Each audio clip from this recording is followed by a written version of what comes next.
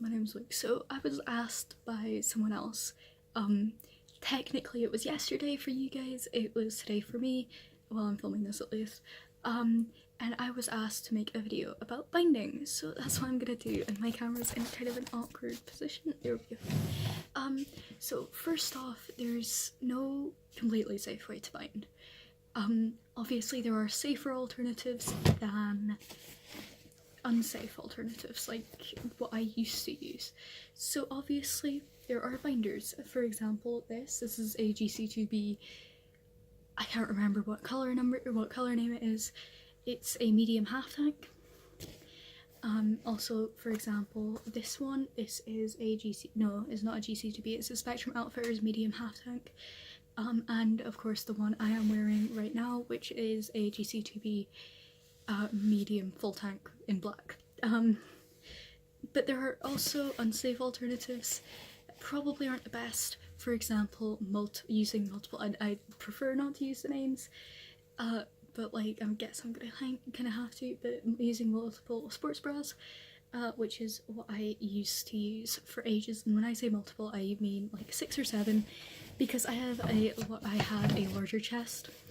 Now over time, binding does deteriorate the chest tissue, and this can cause your chest to feel slightly lumpy. However, obviously you still need to do the basic checks for like to make sure that you do not get breast cancer, and that is both, and of course just basic knowledge, like breast cancer can be something in males and females. It's just more common in AFAB people.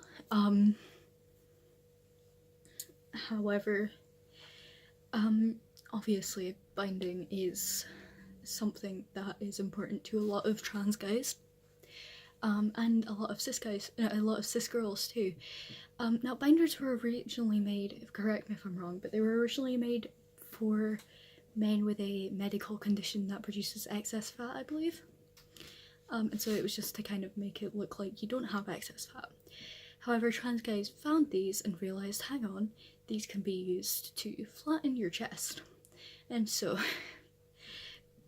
chest binders became a thing. So of course there are how to make your own chest binder videos, but they probably aren't the safest.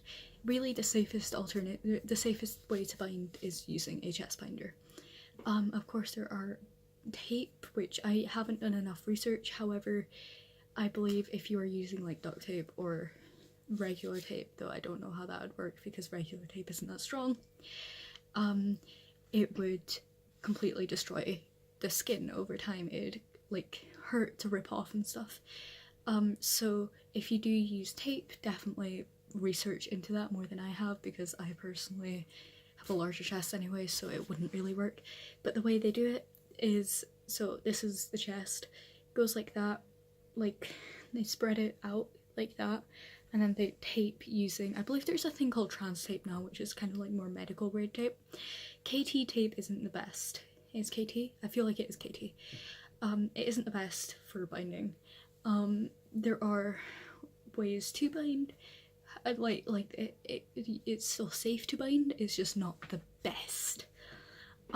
So really it's not recommended to bind using KT tape. Of course, if you do bind using tape, don't wrap it completely around your chest, like, because that is unsafe. Similar to using ace bandages. Ace bandages, as I'm sure you all already know. If you don't, then here's your weird knowledge of the day. Ace bandages aren't recommended for binding at all. The reason for this being, they're designed to compress, which sounds great. However, over time, as you breathe, so imagine this is the ace bandage, over the day, as you breathe, it'll continue to constrain and constrain, and eventually it will break a rib or two. So that is why it's not recommended to bind using ace bandages. Now I'm gonna show you my binder. It's recently been washed.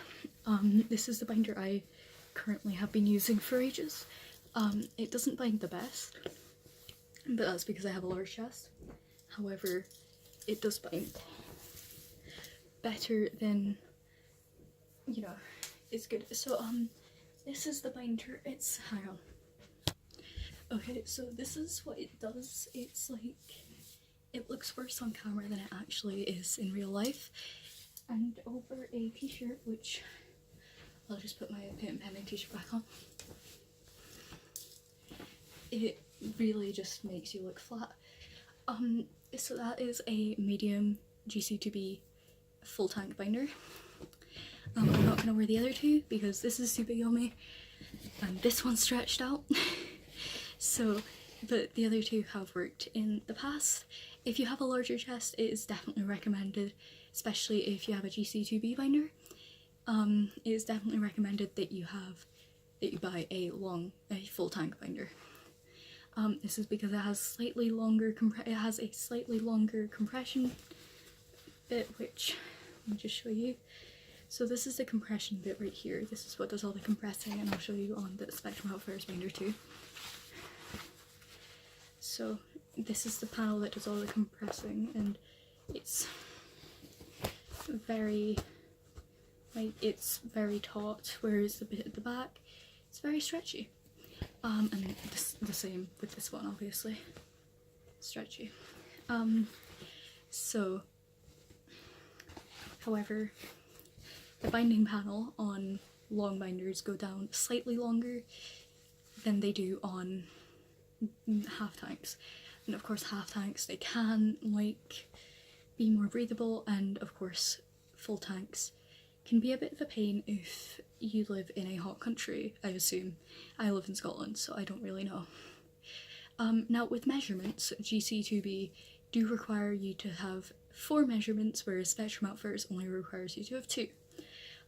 Spectrum Outfitters, by the way, in case anybody doesn't know, is a UK-based company. It's a UK-based binder company that make great binders. They're slightly larger than GC2Bs, and currently they only make half tanks, that's the word. So essentially, with Spectrum Outfitters binders, you have to measure just, I think it's underneath your chest and around the nipple. GC2B binders require you to measure over the chest, underneath the chest, around the nipple, and then also your shoulders. My shoulders actually don't look that broad right now, however my shoulders are broader than the average 18-year-old males, which is great considering I'm literally almost, like, only 15, almost 16, as in like in a few weeks I turned 16. Hey. But yeah, binders aren't the comfiest thing. However, I've never gotten stuck in a binder in the entire time I've had them, which is probably about almost a year now. I got my first binder, which is this one, I think almost a year ago. It might have been slightly shorter. I think it was actually in February. So I got this binder in February and I got this binder in March. Or it might be the other way around, I can't remember. However, and I got this binder for as a Christmas /birthday present from my cousins. The material and the feel might have changed, especially on Spectrum Outfitters binders, considering I don't have a newer binder to compare with. However,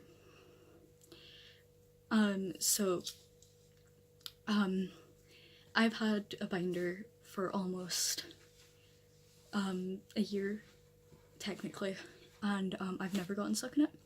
The best way I've found to get a binder off is to kind of get it up over your chest first, pull it at the back, and then just pull it off, and over time that can deteriorate the back.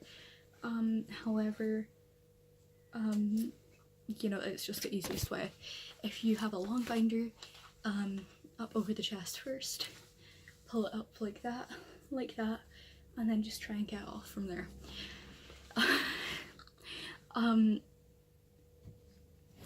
Obviously, like I said, I used multiple sports bras before I binded, and I also used to use at one point I used an actual bra under, like, as like the first bit, and then I put on a ton of sports bras underneath, over the top even, and that left me with a scar around here, and I can't show it. However, it's essentially, it looks like the clasps, or at least what the clasps, like the material the clasps go onto, it's like on the middle of my back, and that's never gonna go away. And I regret it. And I only wore it for about, what, an hour or so. So the issue, this is gonna be kind of a longer video, I guess. However, there are a lot of things that I want to include in this video. So, long binders, like this one, have a tendency to roll up. So you are probably going to need to tuck it into your jeans. It's probably preferred if you wear a belt, like I'm currently having to do mine right now. However, there have been times where I've forgotten to tuck it into my jeans, and then it's rolled up, like, up to here. I'm short. Like, I'm very short, as in I'm like 5 foot, so it's just not fun. However, I think that must be it. Please make sure to get the right measurements for a binder. There are other companies such as Underworks, as well as GC2B and Spectrum Outfitters, like Underworks. I'll link those 3 in the description. But yeah, thank you guys so much for watching, and hopefully I'll see you guys in the next video. Bye!